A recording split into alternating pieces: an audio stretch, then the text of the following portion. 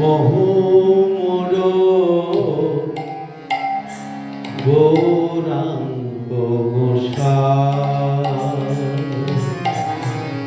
বহু মোর গৌরাঙ্গ গোসাই। এই কৃপা করো যেন তোমার গুণ গাই, এই কৃপা করো যেন তোমার গুণ গাই।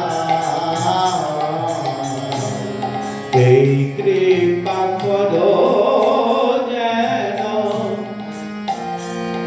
তোমার গুণ গাই, এই কৃপা করো যেন তোমার গুণ গাই। বহু মোর গৌরাঙ্গ গোসাই, বহু মোর গৌরাঙ্গ গোসাই। যে সে কুলে জন্ম হলু, যে সে দেহ পাইল, যে সে কুলে জন্ম দেশে দেহ পাইল। যে সে কুলে জন্ম হলু, যে সে দেহ পাইল, দেশে কুলে জন্ম দেশে দেহ পাইল। তোমার ভক্ত সঙ্গে ফিরি যেন তোমার গুণ গাইয়া, তোমার ভক্ত যেন তোমার গুণ গাইয়া। তোমার ভক্ত সঙ্গে ফিরি যেন তোমার গুণ গাইয়া, তোমার ভক্ত সঙ্গে তিনি যেন তোমার গুণ গাইয়া। বহু মোর গৌরাঙ্গ গোসাই, বহু মোর গৌরাঙ্গ গোসাই। চিরকালের আশা প্রভু আছো এই হিয়ায়, চিরকালের আশা প্রভু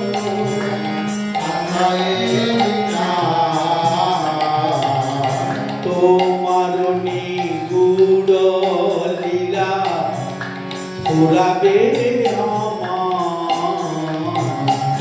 তোমার নিগুড় লীলা ফুরাবে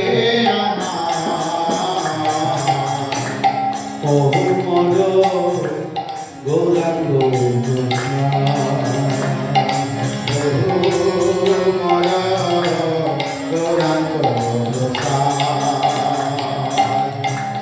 তোমার নামে সদা রুচি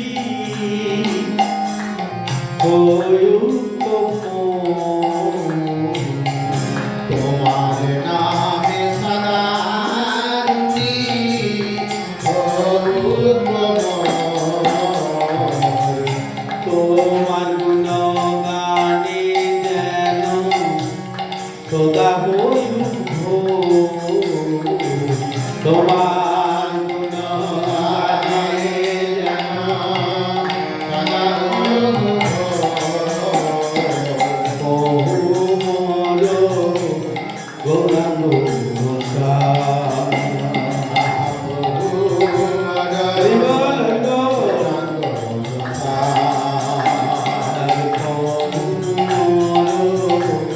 গৌরাঙ্গ গোসাই।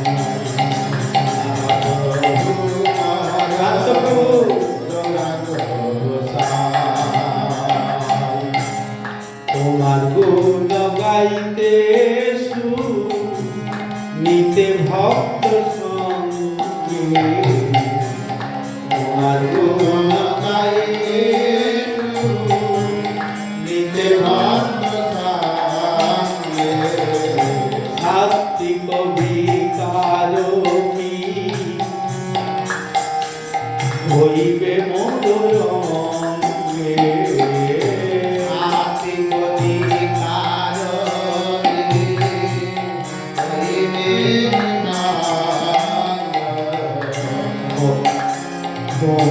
মোর গৌরাঙ্গ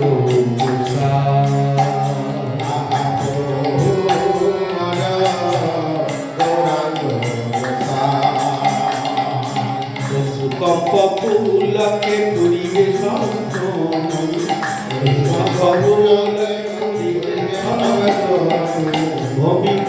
ভূমিতে পড়িব প্রেমে অজ্ঞান ভূমিতে পড়িব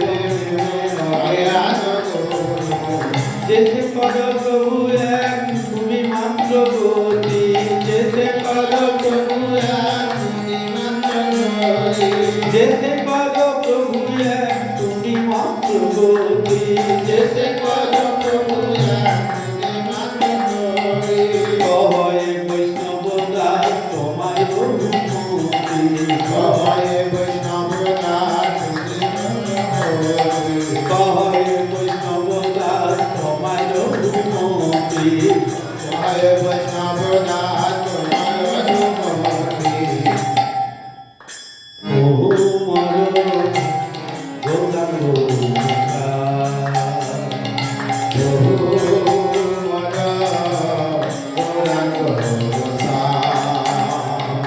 হরে কৃষ্ণ কৃষ্ণ কৃষ্ণ হরে হরে হরে রাম হরে রাম রাম রাম হরে হরে কৃষ্ণ কৃষ্ণ কৃষ্ণ হরে হরে হরে রাম রাম রাম হরে হরে হরে কৃষ্ণ কৃষ্ণ কৃষ্ণ হরে হরে হরে রাম রাম রাম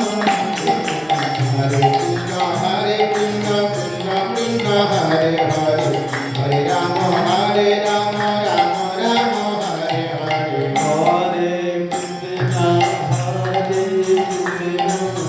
কৃষ্ণ কৃষ্ণ হরে হরে হরে রাম রাম রাম হরে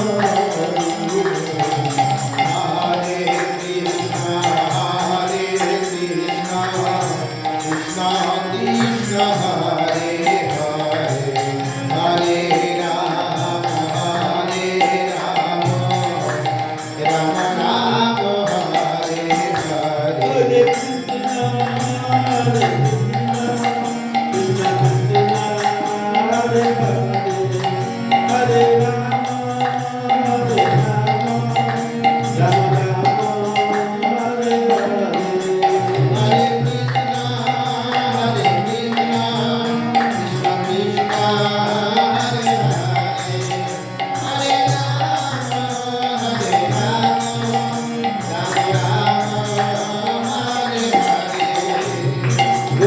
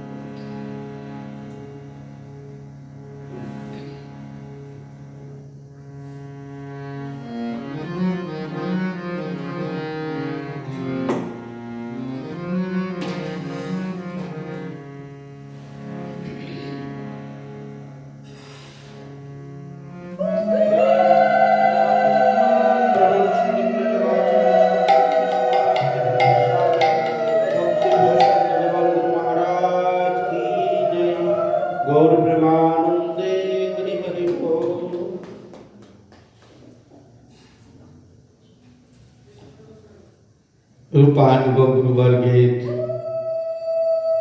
অহৈতুকী কৃপা বলে আজ আমরা সমাহিত হতে পেরেছি বিনগ্রাম শ্রীমদ ভক্তি বিনোদ আশ্রমে। আজ জগৎগুরু শিল প্রভুপাদ ভক্তি সিদ্ধান্ত সরস্বতী ঠাকুরের কথা আমরা আলোচনা করব। প্রভুপাদ কে, কাকে প্রভুপাদ বলবো আমরা, সেই কথা নিয়ে আলোচনা চলবে।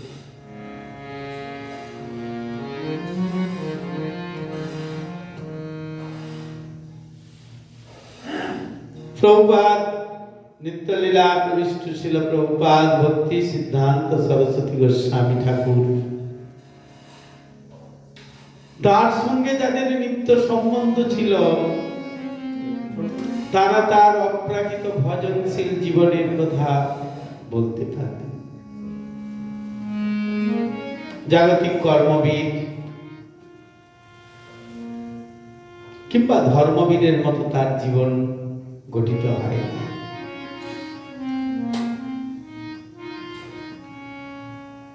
এখন আমাদের জানতে হবে প্রভুপাদ কে, কাকে বলে প্রভুপাদ। প্রভুপাদ ভক্তি সিদ্ধান্ত সরস্বতী ঠাকুর তিনি হলেন সাক্ষাৎ শ্রীমতী রাধারানীর নয়ন মঞ্জুরি। নয়নের মধ্যে যে মণি আছে শ্রীমতী রাধারানীর সেই নয়নের মণিটি হলেন প্রভুপাদ। আরে মহাজনগণ ব্যাখ্যা করে বলেছেন প্রভুপাদ হলেন চরণে ভগবান শ্রীকৃষ্ণের চরণের অবতার। প্রভুপাদ, তাই তাকে প্রভুপাদ বলা হয়েছে। তিনি হলেন ভগবান শ্রীকৃষ্ণের চরণের অবতার।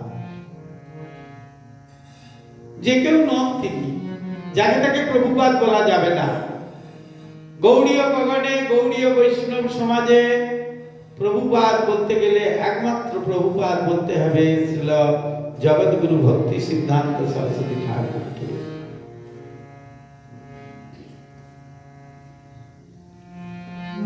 শিশুকাল থেকে শুদ্ধ ভাগবত সঙ্গে ভাগবত জীবন গঠিত হয়েছিল।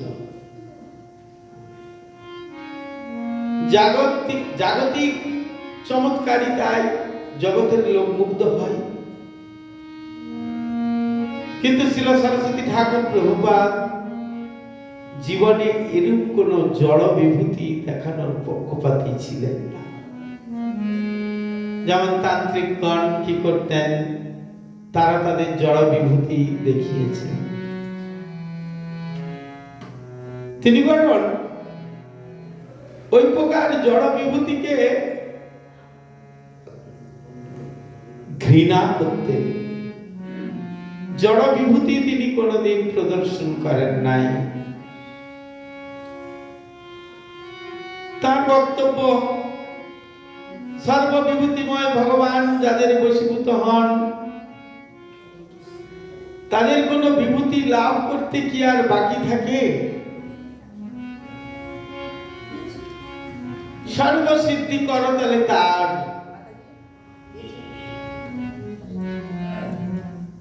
প্রভুপাদ এরকমই, তাকে কোনো বিভূতির দরকার হয় না, বিভূতি দেখানোর প্রয়োজন হয় না।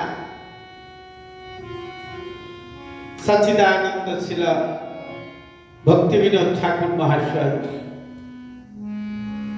ডেপুটি ম্যাজিস্ট্রেটের কাজ করবার সময় যখন শ্রী জগন্নাথ পুরী ধামে শিব মন্দির সন্নিকটে, আপনারা গিয়েছেন তো পুরীতে অনেকে, পুরী ধামে মন্দিরের কাছেই সেখানে একটি স্থান আছে নারায়ণ ছাতা বলে, রাস্তার ধারে যেদিক দিয়ে রথ যায়, মাসির বাড়ি যেদিকে যান তার সেই রাস্তার মধ্যেই পড়ে, সেই নারায়ণ ছাতা নামক স্থানে শিলা সচ্চিদানন্দ ভক্তিবিনোদ ঠাকুর বসবাস করতেছিলেন।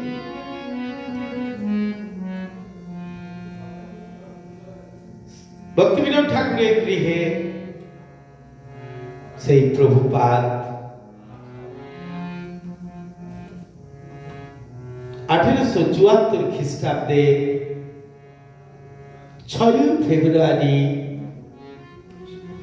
শুক্রবার এই মাঘ মাসের কৃষ্ণপক্ষের পঞ্চমী তিথিতে আবির্ভূত হন।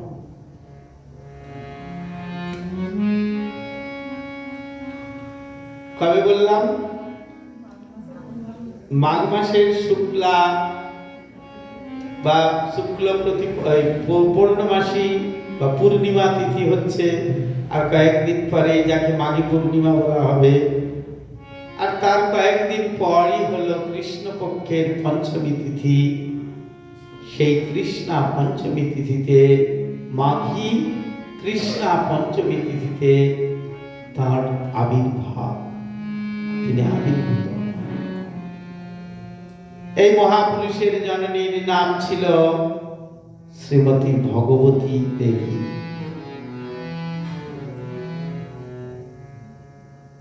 নাম কি বলা হলো? মায়ের নাম ভগবতী দেবী আর বাবার নাম হলো ভক্তিবিনোদ ঠাকুর।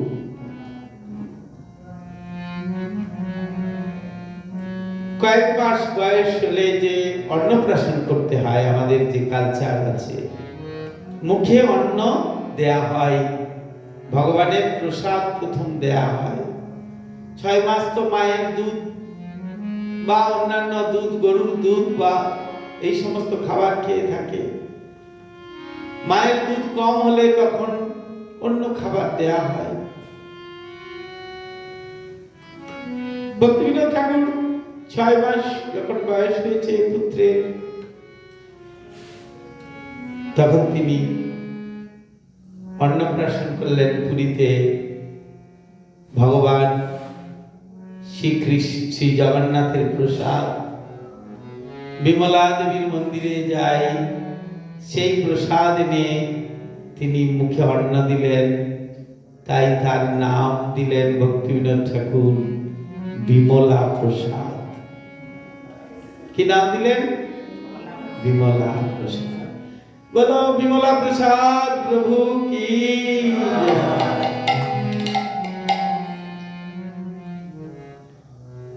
কয়েকদিনের মধ্যেই রথযাত্রা হচ্ছে। মাঘ, ফাল্গুন, চৈত্র, বৈশাখ, জ্যৈষ্ঠ, আষাঢ়। তাহলে আষাঢ়ে রথযাত্রা, আর সেই রথযাত্রায় হচ্ছে 6 মাস পর রথযাত্রা। এই রথযাত্রার সময় 3 দিন শ্রী জগন্নাথের রথ বড় দাঁড় বলে, ওইখানে দাঁড়িয়ে থাকে।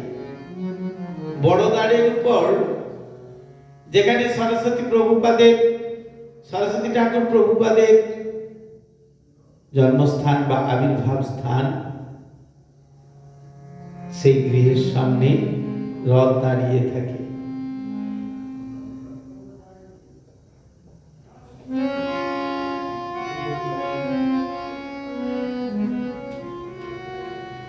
গৃহের সামনে রথ দাঁড়িয়ে থাকে, জগন্নাথের ইচ্ছা এখনো দাঁড়িয়ে থাকে, দাঁড়িয়ে যায়, অটোমেটিক যেতে চায় না। আগে দাঁড়িয়ে যেতেন রথ, জগন্নাথের রথ আগে দাঁড়িয়ে যেত। কেন দাঁড়িয়ে যেত? যখনই মহাপ্রভু যখন নীলাচলে লীলা করছিলেন, আর মহাপ্রভু যখন লীলা করছিলেন, মহাপ্রভু যখন নৃত্য বন্ধ করে দিতেন, রথ দাঁড়িয়ে যেত। আবার যখন তিনি নৃত্য করতে শুরু করতেন, তখন আবার রথ চলতে শুরু করত।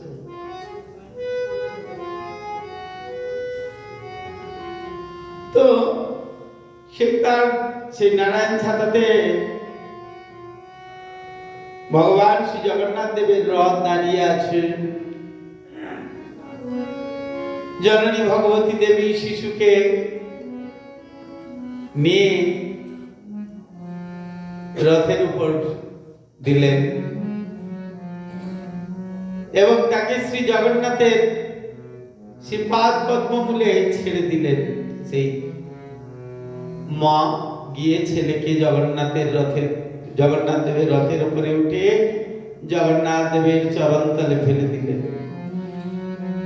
করি না, আমরা তো করি এখানে, যে ভগবানের এখানে এসেছে মন্দিরে একবার শুইয়ে দিলেন, তো সেখানে জগন্নাথের সেই রথের উপরে, তো রথের সময় জগন্নাথকে সকলে স্পর্শ করতে পারে, তাই জগন্নাথ দেবের চরণতলে শুইয়ে দিলেন।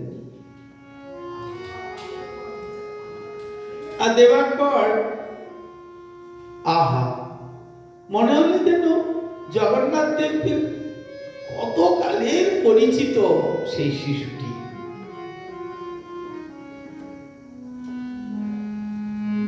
সেই 6 মাসের শিশু জগদীশকে একেবারে জড়িয়ে ধরল, যেন তার চরণগুলিকে আঁকড়ে ধরল।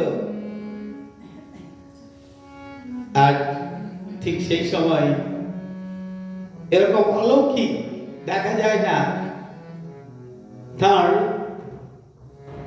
গলা থেকে বা কণ্ঠ থেকে একটি ফুলের মালা খুলে গিয়ে, সুতোটি যেন খুলে গিয়ে শিশুর মাথায় বা গলায় পড়ে গেল। তাই দেখে পূজারী পান্ডাগণ আনন্দে হরি হরি ধ্বনি করতে লাগলো, হৃদয় গৌর প্রেমানন্দে হরি হরি হরি বল। জয় জগন্নাথ, জয় জগন্নাথ, জয় জগন্নাথ।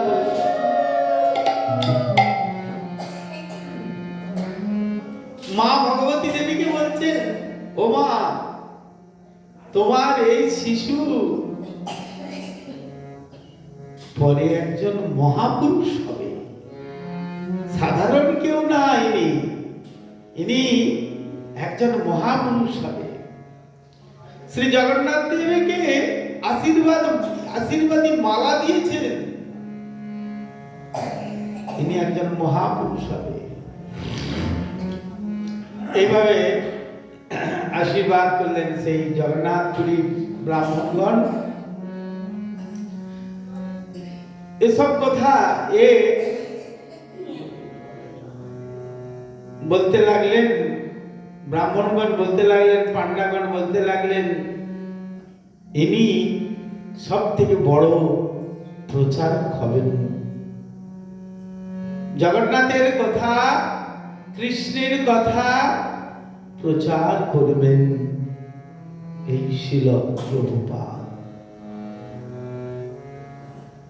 জননী ভগবতী দেবী ব্রাহ্মণের আশীর্বাদ শুনে আনন্দে নয়ন জল ধরতে লাগলেন মায়ের। তিনি অশ্রুসিক্ত নয়নে শিশুকে কোলে নিলেন এবং বারংবার ব্রাহ্মণগণকে এবং জগন্নাথকে প্রণাম করতে লাগলেন, বারবার প্রণাম করলেন।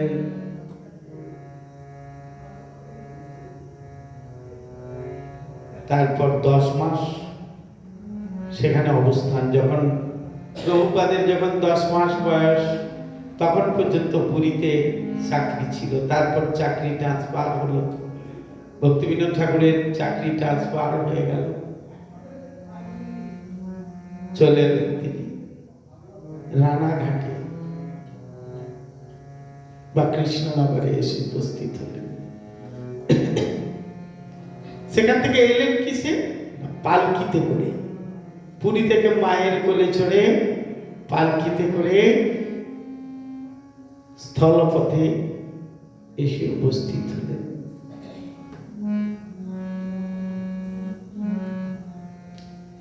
শ্রী সচ্চিদানন্দ ভক্তিবিনোদ ঠাকুর আরো একটি বৈশিষ্ট্য আমরা শুনেছি।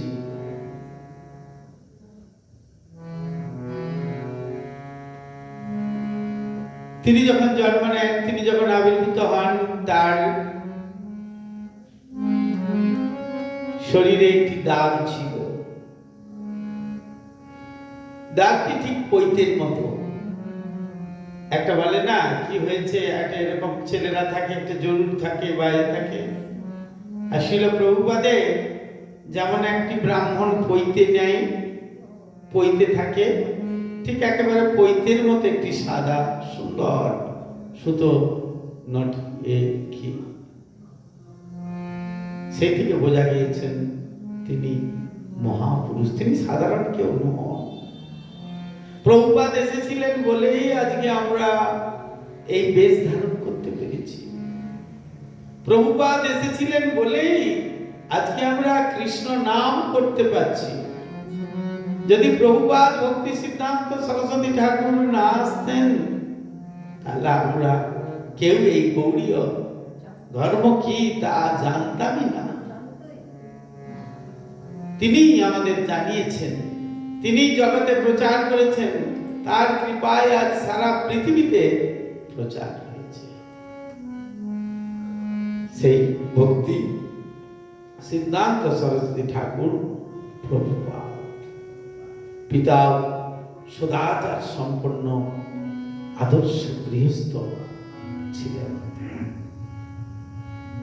আর পত্নী ভগবতী দেবীও ঠিক সেরকম সদ্গুণ সম্পন্ন ছিলেন।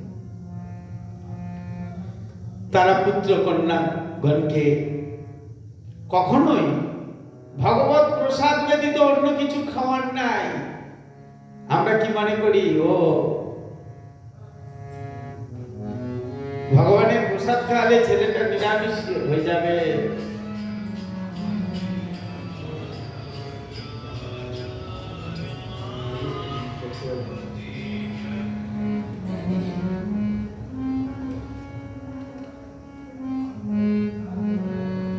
ভগবত প্রসাদ ছাড়া অন্য কোনো বস্তু খেতে দিতেন না।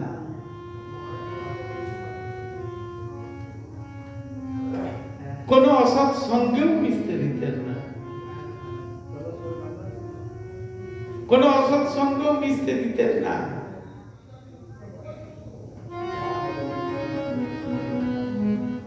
1881 সালে কলিকাতার রামবাগানে ভক্তি ভবনের ভিত্তি খননকালে ভক্তি ভবন নাম দিয়েছিলেন। কি ভবন? ভক্তি ভবন। আমরা কি নাম দেব?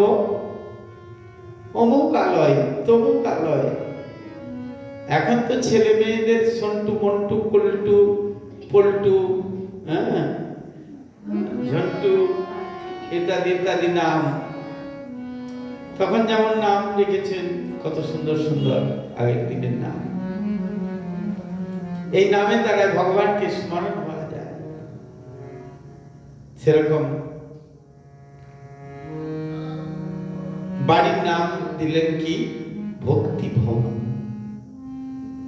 আর সেই ভক্তি ভবনের ভিত খনন করছে। তারা তো জমিদার ছিলেন, বিরাট বড় জমিদারই ছিল তাদের। প্রভুপাদের পিতা ভক্তিবিনোদ ঠাকুরের মামার বাড়ি ছিল উলা গ্রাম, উলা, কৃষ্ণনগরের কাছে উলা গ্রামে। আর সেই উলা গ্রামে বিশাল জমিদারি ছিল ভক্তিবিনোদ ঠাকুরের। ভক্তিবিনোদ ঠাকুরের বিরাট বড় জমিদারি ছিল। মামা দাদুর অনেক সম্পত্তি ছিল। সেই মামা দাদুর সমস্ত সম্পত্তি দিয়ে গিয়েছিলেন। আবার কলিকাতাতেও তিনি যেখানে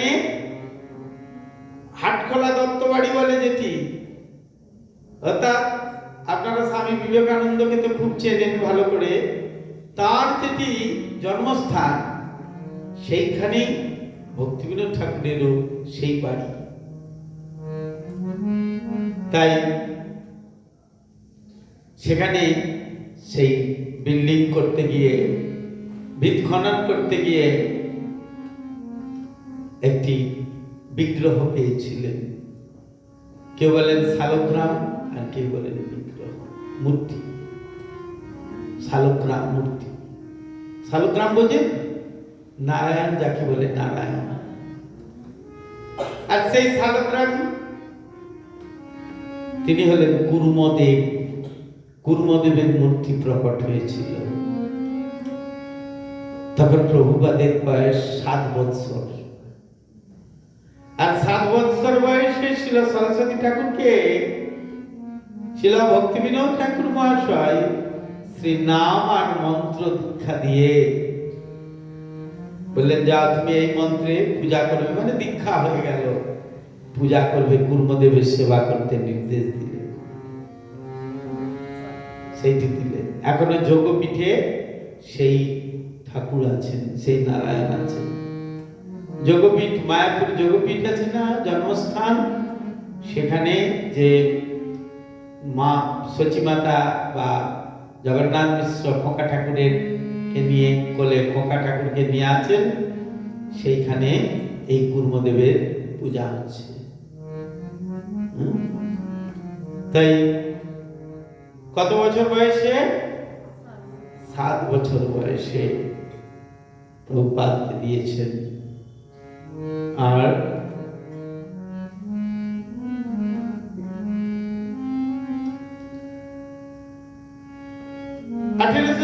সালে 1 এপ্রিল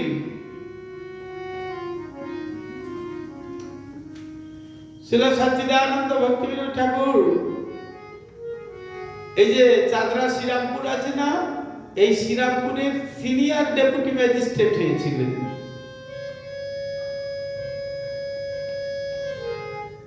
সেই সময় শ্রীরামপুর হাই স্কুলে ভর্তি হয়েছিলেন, করেছিলেন প্রভুপাদকে।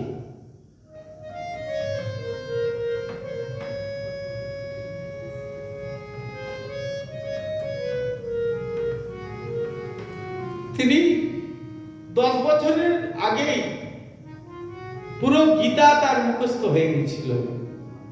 গীতার যে 700 শ্লোক, সেই 700 শ্লোক তিনি মুখস্থ করে ফেলেছিলেন। আমরা প্রভুদেরকে বলি, প্রভু আপনারা গীতার শ্লোক মুখস্থ করুন, নিজেদেরও মঙ্গল হবে, জগতেরও মঙ্গল হবে। গীতার শ্লোক পড়ে তার রস উপলব্ধি করুন। প্রভুরা একবার শুনলেন, দ্বিতীয়বার শুনলেন, তৃতীয়বার বললে রাগ হয়, আর বলতে ইচ্ছা করে না।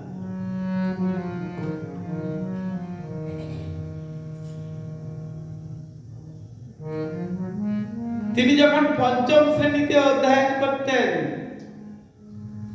বিকৃতি বা বায়োক্যান্টো নামে একটি লেখন প্রণালী আবিষ্কার করলেন। প্রভুপাদ জ্যোতিষশাস্ত্র শিখেছিলেন। পণ্ডিত বর মহেশচন্দ্র চূড়ামণির কাছে জ্যোতিষশাস্ত্র অধ্যয়ন করতেন। তিনি কলেজে ভর্তি হয়েছিলেন, সংস্কৃত কলেজে। কলকাতায় যে সংস্কৃত কলেজ আছে, সংস্কৃত কলেজ আছে, বিশাল বড় কলেজ, সেই কলেজে তিনি ভর্তি হলেন। বিরাট মেধাবী ছাত্র। 1892 খ্রিস্টাব্দে তিনি ভর্তি হলেন। তিনি লাইব্রেরিতে বসে বিভিন্ন দর্শন গ্রন্থ অধ্যয়ন করতেন। এই সময় তিনি বেদ অধ্যয়ন করেছেন। কলেজে ভর্তি হয়ে, কলেজের ছেলেরা কি করে, ঘুরে ফিরে মজা করে, হ্যাঁ কত কি করে। আর ছিল প্রভুপাদ, তিনি নিজের পড়া ছাড়াও কি করলেন না, বেদ অধ্যয়ন করলেন। তিনি বেশি অনেক দূর পড়াশোনা করেন নাই, ইচ্ছা করে ছেড়ে দিয়েছিলেন। তিনি তার আত্মচরিতে লিখেছেন, আমি যদি বেশি যদি মনোযোগ সহকারে বিদ্যালয়ের পাঠ শিখতে থাকিস বা পড়ি, তাহলে আমাকে সংসারে প্রবেশ করার জন্য যৎপরে নাস্তি পীড়ন করবে, মানে উদ্বেগ দেবে বা বলবে বারবার, বা চাকরি হবে বলবে বারবার যে তুমি বিবাহ করো, বিবাহ করো, বিবাহ করো। তিনি বিধান শিক্ষিত ঠিকই, তবুও আর বেশি পড়াশোনা তিনি করলেন না। তিনি সাংসারিক উন্নতির জন্য প্রবৃত্তি হতে তিনি চাইলেন না, প্ররোচনা শুনতেও চাইলেন না, করতেও চাইলেন না। তাই তিনি অনেক বিভিন্ন পত্রিকায় পারমার্থিক প্রবন্ধ আদি লিখতেন। তিনি পিতা শ্রী সচ্চিদানন্দ ভক্তিবিনোদ ঠাকুরের সঙ্গে গৌড়মণ্ডল পরিক্রমা করেছিলেন, গৌড় পার্ষদগণের শ্রীপাঠ দর্শন করেছিলেন। শিল সরস্বতী ঠাকুর প্রভুপাদ 1898 সালে সারস্বত চতুষ্পাঠীতে অধ্যাপন করবার সময় পৃথকভাবে ভক্তি ভবনে পণ্ডিতবর শ্রীযুক্ত পৃথ্বীধর শর্মার নিকট সিদ্ধান্ত কৌমুদী অধ্যয়ন করেন। এভাবে তিনি বহু পড়াশোনা করেছেন, কিন্তু জগতের জীবকে তিনি দেখাতে চাইতেন না। তিনি কিছুদিন চাকরিও করেছিলেন, কিছু কয়েক মাস ত্রিপুরা স্টেটে। দেখলেন যে এই তখন তিনি একটি গ্রন্থ লিখেছিলেন, রাজ রত্নাকর। রাজপুত্রকে তিনি পড়াশোনার দায়িত্ব নিয়েছিলেন, সংস্কৃত ও বাংলা। এমনকি তিনি ছোটবেলায় তিনি ইংরেজদের ব্রিটিশদের ছেলেদেরকে কয়েকজনকে পড়াতেন এবং খুব পাংচুয়াল টাইম এবং খুব নিয়ম নীতি সহকারে তিনি পড়াতেন। ব্রিটিশরা বলতেন যে আমরাও এরকম নিয়ম নীতি পালন করতে পারবো না। তিনি বৈষয়িক কার্য সমস্ত ত্যাগ করে তিনি কি করলেন না, কাশী, প্রয়াগ ও গয়া ইত্যাদি তীর্থে তীর্থে ভ্রমণ করতে লাগলেন। তারপর তিনি বৈরাগ্যময় জীবন গ্রহণ করলেন। তিনি মনে মনে সদ্গুরুর অনুসন্ধান করছিলেন। গুরু তো চাই, যদিও বাবা মন্ত্র দিয়েছেন, তথাপি সেইভাবে তো আমি গ্রহণ করতে পারি নাই। এখন আমাকে সদ্গুরু গ্রহণ করতে হবে। কি করে সদ্গুরু গ্রহণ করব এই চিন্তা করছেন। ছিল তার পিতা সচ্চিদানন্দ ভক্তিবিনোদ ঠাকুর। তিনি বললেন, উপদেশ দিলেন, গৌর কিশোর দাস বাবাজি মহারাজের কাছে দীক্ষা গ্রহণ করো।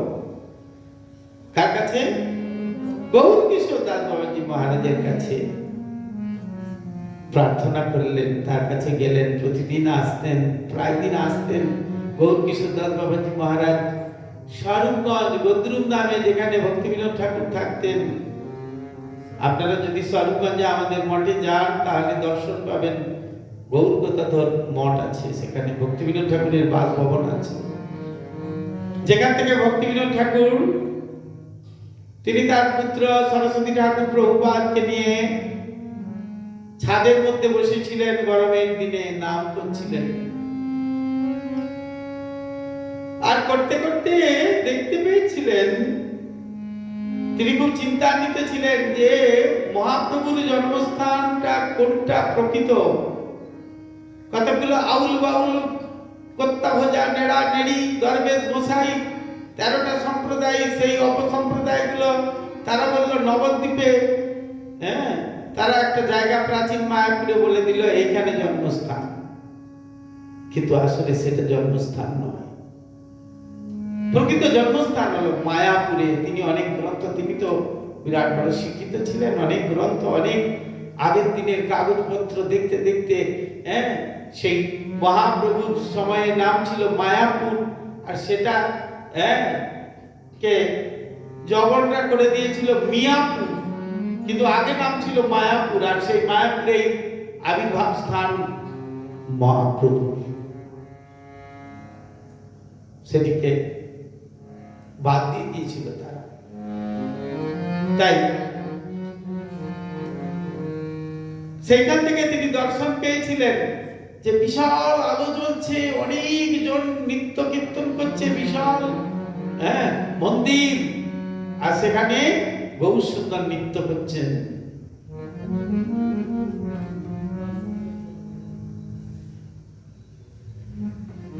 তাই সেই গদ্রুম নামে সেখানে ভক্তিবিনোদ ঠাকুরের উপদেশ মতো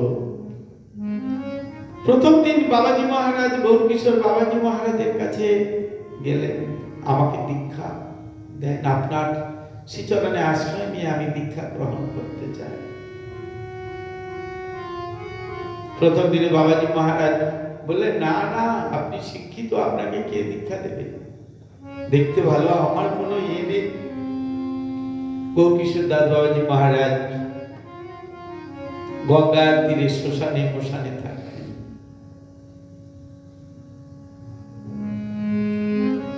তিনি কখনো কখনো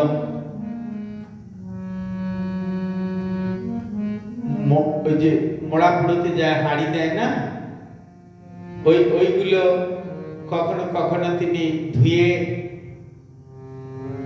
ওই তার মধ্যে গঙ্গার জল দিয়ে চাল ভিজিয়ে সেইটা ঠাকুরকে দিয়ে সেইটা খেতেন। কখনো একটু পাতা দিয়ে হয়তো ফুটোতেন,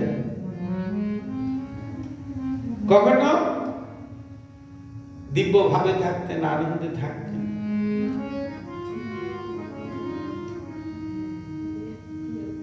তার জীবনচরিত আশ্চর্য। তারপর ওই যে কাপড়গুলো শ্মশানে পড়ে থাকতো, ওইগুলো গঙ্গা জলে ধুয়ে একটুখানি কফিন করে একটুখানি কোন রকমে পড়ে থাকতেন। এই শীতের মধ্যে তিনি উলঙ্গ এই খালি গায়ে থাকতেন।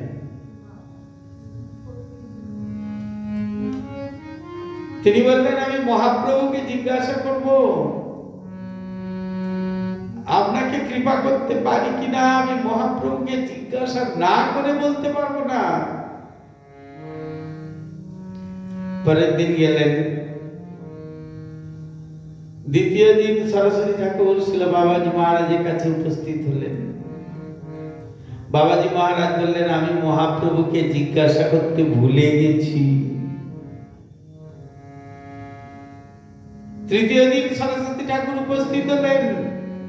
ছিল বাবাজি মহারাজ বললেন, আমি মহাপ্রভুকে জিজ্ঞাসা করেছি। তিনি বললেন, আপনি হলেন পণ্ডিত, নীতিবাদ, সুনীতি বা পাণ্ডিত, ভগবত ভক্তির কাছে অতি তুচ্ছ। এর দ্বারাই ভগবত ভক্তি হয় না, পাণ্ডিত্যের দ্বারাই ভগবত ভক্তি হয় না। সেই শ্রবণে সরস্বতী ঠাকুর বললেন, ও আপনি সেই কপট চূড়ামণির সেবা করেন, তাই বঞ্চনা করছেন, আমাকে কৃপা করতে চান না। তিনি বললেন, রামানুজাচার্য যখন গোষ্ঠীপূর্ণের কাছে দীক্ষা নিতে গিয়েছিলেন, 18 বার প্রত্যাখ্যাত হয়ে তারপর কৃপা লাভ করেছিলেন। ওদিকে আমরা দেখি নরোত্তম ঠাকুর যখন লোকনাথ গোস্বামীর কৃপা পেয়েছিলেন, দীক্ষা গ্রহণ করতে গিয়েছিলেন, যখন বহুবার বলেছেন, একবারও দেন নাই, তাই সেবা করে সেবার দ্বারা সন্তুষ্ট হয়ে তাকে দীক্ষা প্রদান করেছিলেন। ঠিক আছে, আমিও আপনার পাদপদ্মের কৃপা লাভ একদিন না একদিন করবই। ছিল বাবাজি মহারাজ সরস্বতী ঠাকুরকে এইরূপ সুদৃঢ় নিষ্ঠা দেখে গদ্রুমের শ্রী সানন্দ সুগত কুঞ্জে তাকে ভাগবতী দীক্ষা প্রদান করলেন। শ্রী গৌরকিশোর দাস বাবাজি মহারাজ সাক্ষাৎ বৈরাগ্য মূর্তিত, তিনি কাকেও মন্ত্র দীক্ষা আদি দিতে চাইতেন না। তিনি গঙ্গা তটে বৃক্ষমূলে বসবাস করতেন। তাই তার জীবন যাপনটি অত্যন্ত তার কাছে আনন্দের, কিন্তু বাইরের জগতে মনে করবে যে খুব দুঃখের বা কষ্টের। 1900 খ্রিস্টাব্দে মার্চ মাসে শ্রীরা ভক্তিবিনোদ ঠাকুরের সঙ্গে সরস্বতী ঠাকুর বালেশ্বর, রেমুনা, ভুবনেশ্বর, পুরী প্রভৃতি স্থানে ভ্রমণ করেন। স্থানে স্থানে ভক্তিবিনোদ ঠাকুরের নির্দেশ মতো শ্রী চৈতন্য চরিতামৃত ব্যাখ্যাও করেন। তিনি ভক্তিবিনোদ ঠাকুরের দৌলতে যেমন পুনঃ ভক্তি, শুদ্ধ ভক্তির মন্দাকিনী প্রবাহিত হয়েছিল,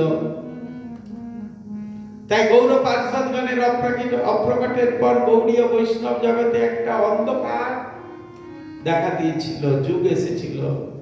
সেই যুগের অবসানে ভক্তিবিনোদ ঠাকুর মহাশয় শ্রী গৌর নিত্যানন্দের বাণী জগতে প্রচার করেন। তিনি শুদ্ধ ভক্তি সিদ্ধান্ত বিষয়ক গ্রন্থ প্রণয়ন করেন, বহু পারমার্থিক পত্রিকা প্রকাশ করেন। তার কৃপায় বহু সজ্জন ব্যক্তি গৌরাঙ্গ সুন্দরের ভজন করতেন। তিনি বিভিন্ন স্থানে শ্রী নামট্ট ও প্রপন্ন আশ্রম আদি সংস্থাপন করেছিলেন। ভক্তিবিনোদ ঠাকুর তিনি তিরোধান হলেন 1916 সালে, 1916 খ্রিস্টাব্দের 9ই আষাঢ় গৌরশক্তি শ্রী গদাধর পণ্ডিতের তিরোভাবের তিথির দিনে শ্রীমৎ ভক্তিবিনোদ ঠাকুর অপ্রকট হন। ঠাকুর মহাশয় নিত্যলীলা প্রবেশ করবার পূর্বে শ্রী সরস্বতী ঠাকুরকে বলেছিলেন যে সর্বস্বামীর যে গ্রন্থ আছে সেই গ্রন্থগুলিকে বিশেষভাবে প্রচার করার জন্য মহাপ্রভুর জন্মস্থানের উন্নতিও করা চাই। জননী ভগবতী দেবী কয়েক মাস পর পরলোক গমন করলেন। যাবার সময় তার হাতে ধরে বললেন, তুমি অবশ্যই আমার গৌরঙ্গ সুন্দরের কথা তার ধাম শ্রী মায়াপুর সর্বত্রই প্রচার করবে। শ্রী সরস্বতী ঠাকুর পিতা মাতার আজ্ঞা শিরে ধারণ করে বিপুল উদ্যমে শ্রী গৌরাঙ্গ সুন্দরের বাণী প্রচার করেছিলেন। তিনি মায়াপুরে বসে, ওই যে চৈতন্য মঠ দেখছেন, সেই চৈতন্য মঠে বসে তিনি শতকোটি নাম যজ্ঞ মহামন্ত্র জপের ব্রত করেছিলেন এবং মহামন্ত্র জপ করে তিনি উদযাপন করেছিলেন। সমস্ত বাংলার আচার্য সন্তানগণ স্মার্ত জাতিবাদ দিয়ে বৈষ্ণবদের অবজ্ঞা ও নির্যাতন করছিল। এই বিষয় নিয়ে তিনি মেদিনীপুরে বালিঘাই নামক স্থানে একটি বিরাট সভার আয়োজন করেছিলেন। আর সেই সভাতে শ্রী বৃন্দাবন ধামের শ্রীযুত মধুসূদন গোস্বামী ও গোপীবল্লভপুরের পণ্ডিত প্রবর শ্রী বিশ্বম্ভরানন্দ দেব গোস্বামী উপস্থিত ছিলেন। সেখানে শ্রী সরস্বতী ঠাকুর উপস্থিত হন। সবার কার্য আরম্ভ হলো। স্মার্ত পণ্ডিত নিজ নিজ মতের শ্রেষ্ঠত্ব প্রতিপাদন করলে ব্রাহ্মণ বড় না বৈষ্ণব বড়, ব্রাহ্মণ আর বৈষ্ণব তত্ত্ব সম্বন্ধে একটি বিরাট বড় বক্তৃতা প্রদান করলেন। আর সেই শাস্ত্র যুক্তি সম্পন্ন বক্তৃতা শ্রবণে সমস্ত স্মার্ত আচার্য সন্তানগণ মোহিত আশ্চর্যান্বিত হয়ে গিয়েছিল। সকালে ব্রাহ্মণগণ অপেক্ষা বৈষ্ণবগণের মহিমা উপলব্ধি করতে পারলেন। ব্রাহ্মণের 12 গুণ আর বৈষ্ণবের 26টি গুণ, এইভাবে তিনি আয়োজন করলেন। সরস্বতী ঠাকুর প্রভুপাদকে কাশিম বাজারের মহারাজ শ্রী মনীন্দ্র নন্দী আহ্বান করলেন, একটি বৃহৎ বৈষ্ণব সম্মেলনের আয়োজন করেছিলেন, আহ্বান করলেন। তিনি সেখানে বিশেষভাবে আমন্ত্রিত হয়ে 4 দিনে 4 রকমের বক্তৃতা দিয়েছিলেন। কিন্তু সেখানে সমস্ত প্রাকৃত সহজিয়াগণ তারা উপস্থিত হয়েছিলেন। তাই তিনি 4 দিন কিছু ভোজন করেন নাই। এই 4 দিন উপবাস আনতে শ্রী মায়াপুর ধামে এসে তিনি মহাপ্রভুর প্রসাদ গ্রহণ করেছিলেন। 4 দিন উপবাস ছিলেন, একটি করে তুলসী পাতা খেয়েছিলেন। সেখানে সহজিয়ারা তখন সে কোনো লোক তাকে ভোজনের জন্য অনুরোধ করে বলেছিলেন, অভক্তি বিচার করে বারোয়ারি স্থানে ভোজন করতে নাই বলেছিলেন প্রভুপাদ। পরে মহারাজা মনীন্দ্র নন্দী এই ব্যাপারে বুঝতে পেরে খুব দুঃখিত হন এবং মায়াপুরে আগমন করে অত্যন্ত অনুনয় বিনয় প্রকাশ করেছেন। প্রভুপাদ কি করেছিলেন? আউল বাউল, কর্তা ভোজা, নেড়া নেড়ি, দরবেশ গোসাই, এই যে এতগুলো অপসম্প্রদায়, এই অপসম্প্রদায় ভরা ছিল। এই অপসম্প্রদায়ের বিরুদ্ধে প্রভুপাদ সংগ্রাম করেছিলেন। প্রভুপাদ হরিনাম করছেন, শতকোটি মহামন্ত্র যজ্ঞ করেছেন। তিনি গোস্বামীগণের গুরুবর্গের সামনে পরমহংস বেশ গ্রহণ করেছেন। তখন মহাপ্রভু অকস্মাৎ একদিন দিব্য মূর্তি ধারণ করে পঞ্চতত্ত্ব ও মহাপ্রভু, পঞ্চতত্ত্ব রূপে শ্রীমান মহাপ্রভু এবং ষড়গোস্বামী তাকে দর্শন দিলেন।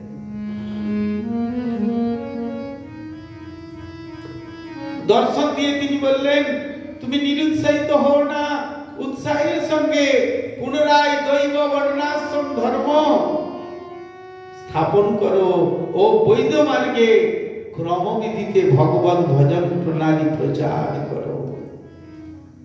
সরস্বতী ঠাকুর 1918 সালের 7ই মার্চ গৌর পূর্ণিমা অর্থাৎ দোল পূর্ণিমার দিন তিনি মায়াপুরে ভাগবত ত্রিদণ্ডী সন্ন্যাস লীলা করলেন, সন্ন্যাস গ্রহণ করলেন।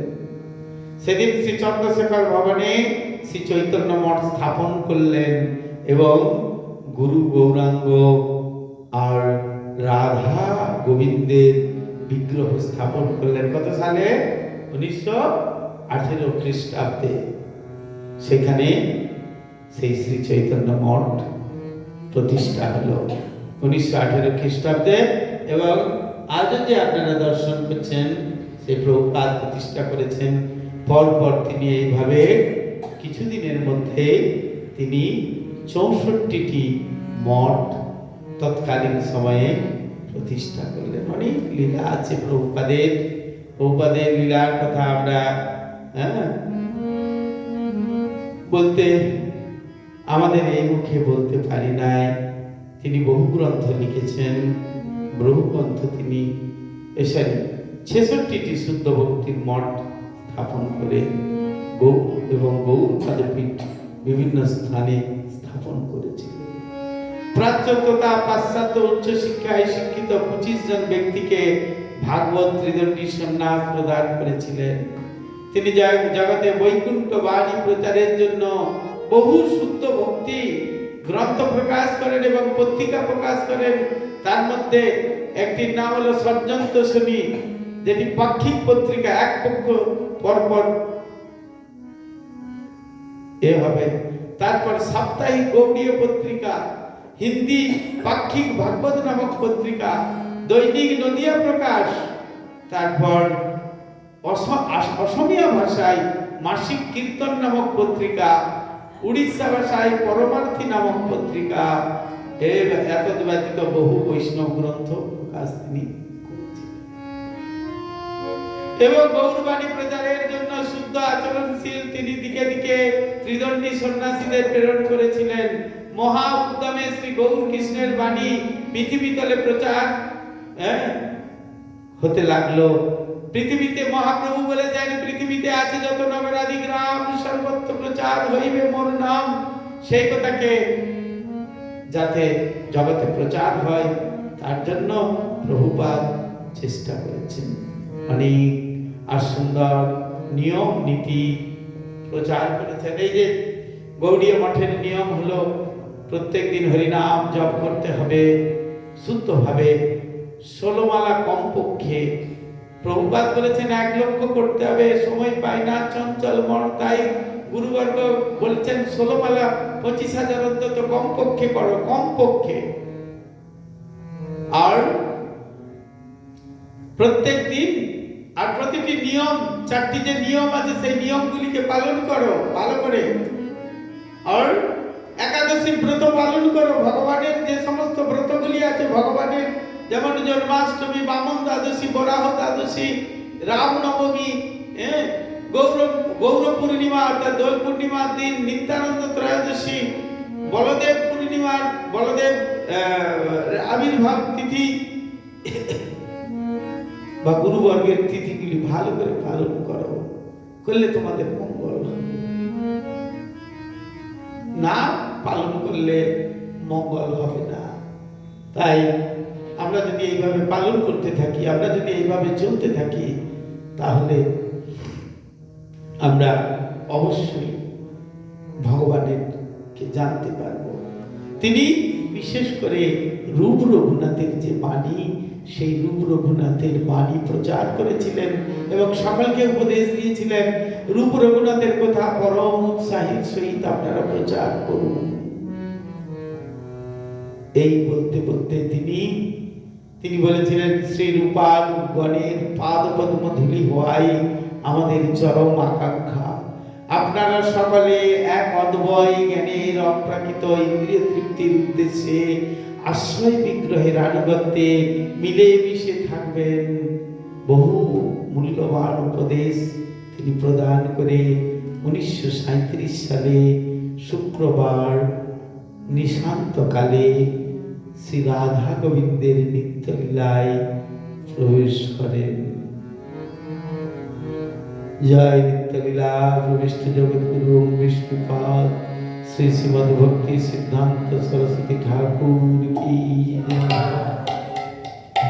আমরা যদি তাদের কথাগুলি আলোচনা করি তাহলে আমাদের জীবনের মঙ্গল হয়। বৈষ্ণবের আবির্ভাব, তিরোভাব আলোচনা করলে জীবের পরিত্রাণ হয়, শ্রবণ করলে জীবের পরিত্রাণ হয়। তাই প্রভুপাদের কথা যে একবার শ্রবণ করবে এবং যে জানতে পারবে জগতে প্রভুপাদ হলেন ছিল ভক্তি সিদ্ধান্ত সরস্বতী ঠাকুর, তাহলে আমরা উদ্ধার হয়ে যাব। তিনি কি বলে গেলেন, সর্বত্র প্রচার করো রূপ রঘুনাথের বাণী আর মহামন্ত্র। হরে কৃষ্ণ কৃষ্ণ কৃষ্ণ হরে হরে, হরে রাম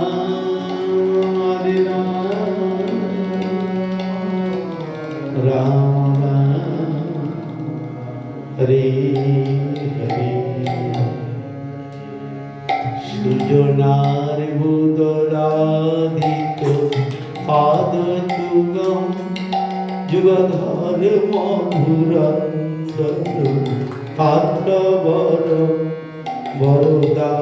বরদায়ক পূজ পদম প্রণমামি সদা প্রভুপাদ প্রণমামি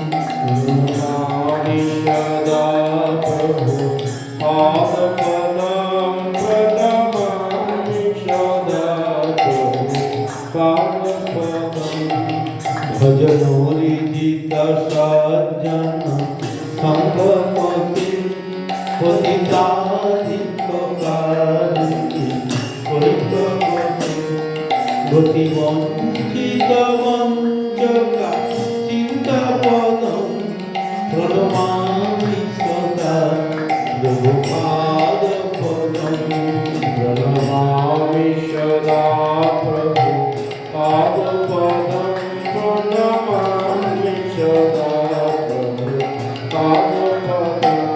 প্রণমামি সদা প্রভু পাদপদ্ম প্রণমামি সদা প্রভু পাদপদ্ম প্রণমামি সদা প্রভু পাদপদ্ম প্রণমামি সদা প্রভু পাদপদ্ম কোমল কাঞ্চন দীর্ঘতনু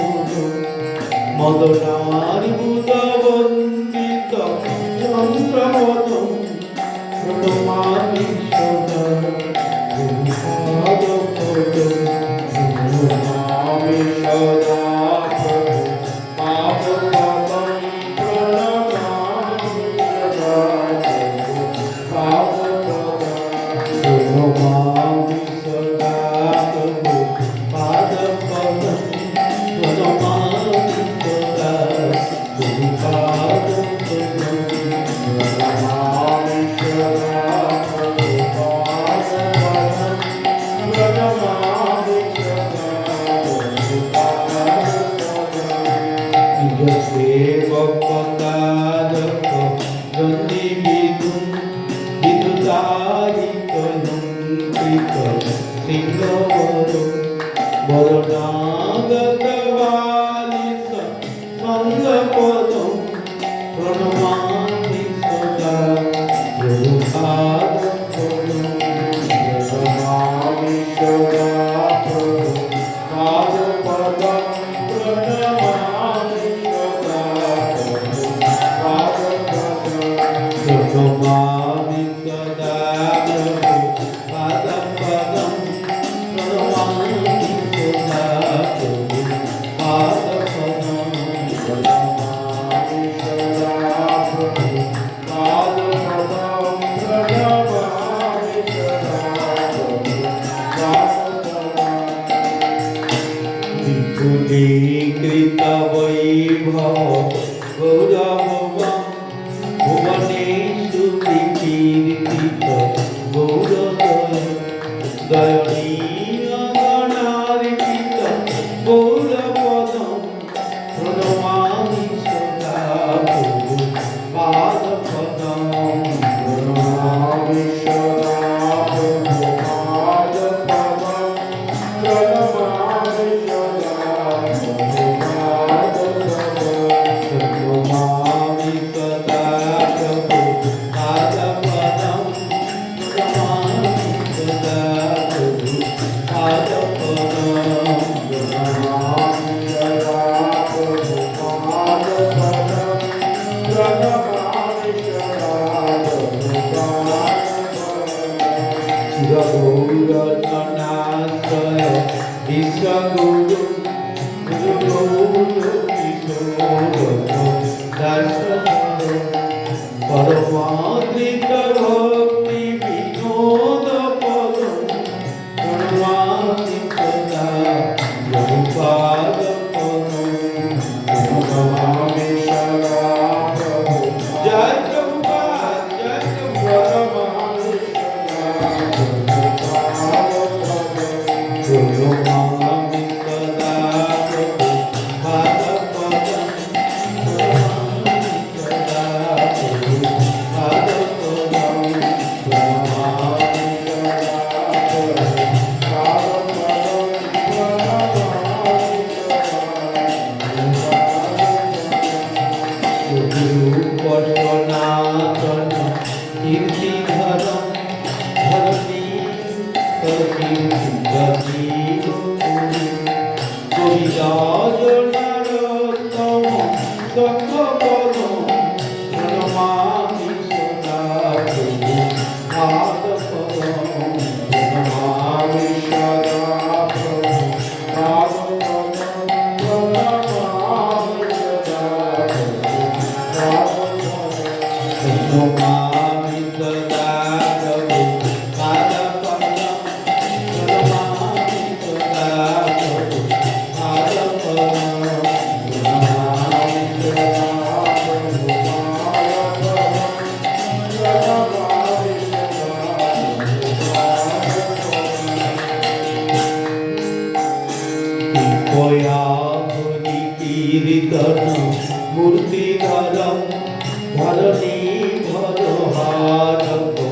গৌরজন জনকাদিক বৎসল স্নিগ্ধপদম প্রণমামি সদা প্রভু পাদপদ্ম প্রণমামি সদা প্রভু পাদপদ্ম প্রণমামি সদা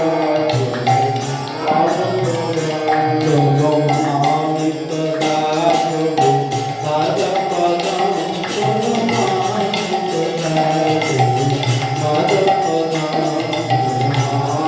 সদা প্রভু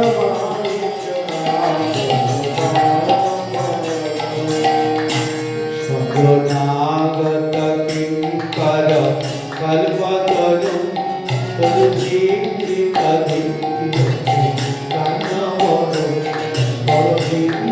রবীন্দ্রগণার্চিত দীপপদ প্রণমামি সদা প্রভু পাদপদ প্রণমামি সদা প্রভু পাদপদ প্রণমামি সদা প্রভু প্রণমামি সদা প্রভু পাদপদ প্রণমামি সদা প্রভু পাদপদ প্রণমামি সদা প্রভু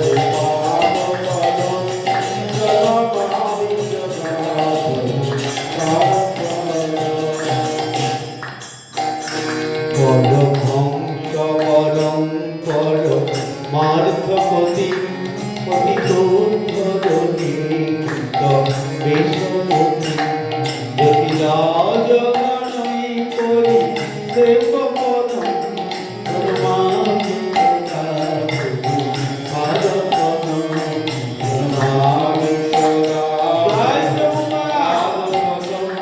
প্রণমামি সদা প্রভু পাদপদ প্রণমামি সদা প্রভু পাদপদ প্রণমামি সদা প্রভু পাদপদ প্রণমামি সদা প্রভু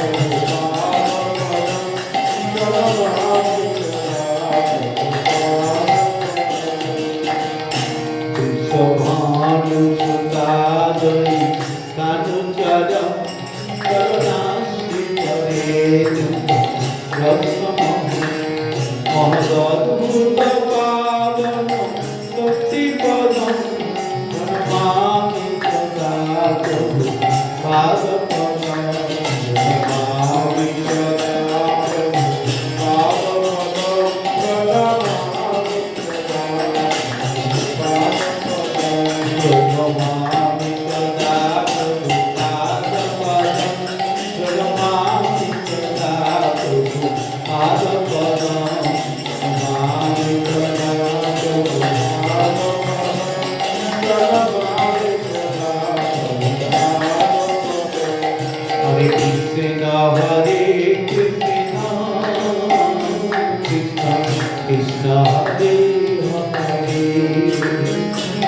হরে হরে রাম রাম রাম হরে হরে হরে কৃষ্ণ হরে কৃষ্ণ কৃষ্ণ কৃষ্ণ হরে হরে হরে রাম রাম রাম হরে হরে হরে কৃষ্ণ কৃষ্ণ কৃষ্ণ হরে হরে হরে রাম রাম রাম হরে হরে হরে কৃষ্ণ হরে কৃষ্ণ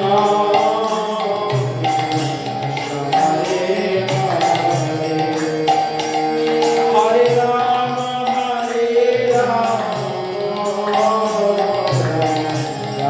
হরে হরে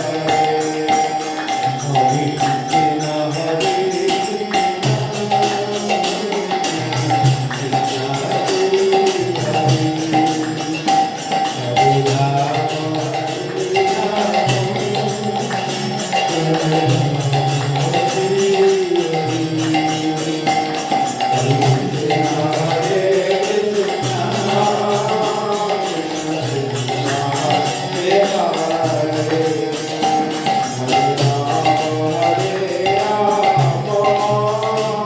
প্রভুপাদ, জয় প্রভুপাদ, জয় প্রভুপাদ, জয় প্রভুপাদ, জগদ্গুরু শিলা প্রভুপাদ, জয় প্রভুপাদ, প্রভুপাদ, জগদ্গুরু শিলা প্রভুপাদ, জয় প্রভুপাদ, জয় প্রভুপাদ।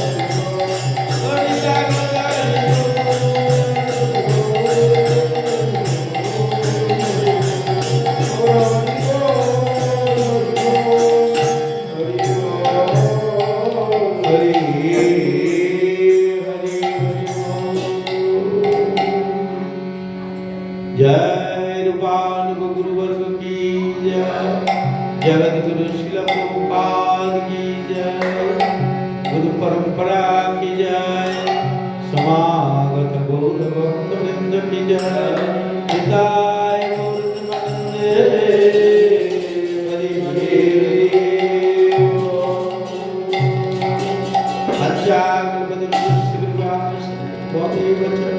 पतितानां पावनेभ्यो वैष्णवेभ्यो नमो।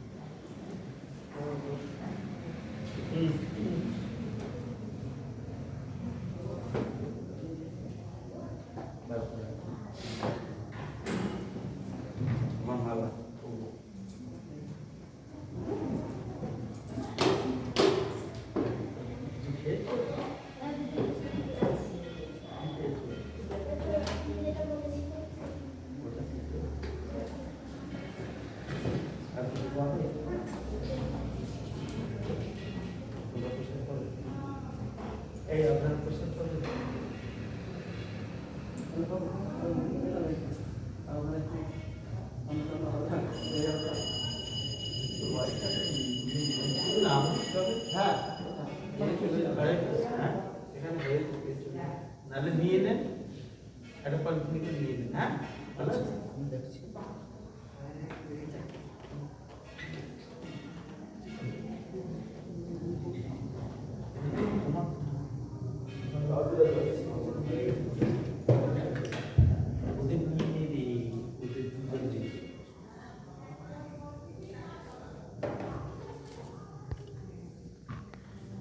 Hare Krishna